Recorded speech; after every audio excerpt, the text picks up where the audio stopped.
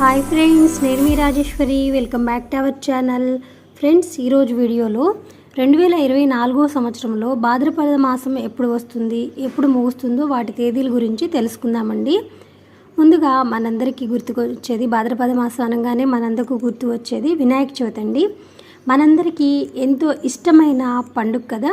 ఈ సంవత్సరం భాద్రపద మాసం ఎప్పుడు మొదలైందో చూద్దాము.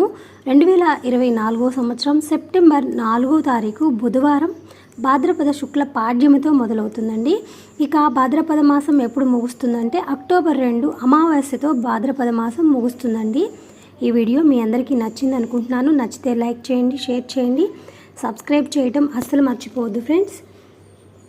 ఫస్ట్ టైం చూస్తున్న వాళ్ళు మన ఛానల్ని సబ్స్క్రైబ్ చేసి పక్కనే ఉన్న బెల్ని కూడా యాక్టివేట్ చేసుకున్నారంటే నేను చేసే లేటెస్ట్ వీడియోస్ అన్నీ మిస్ అవ్వకుండా చూడొచ్చండి. నమస్తే, మరొక వీడియోలో కలుసుకుందాం. Bye friends.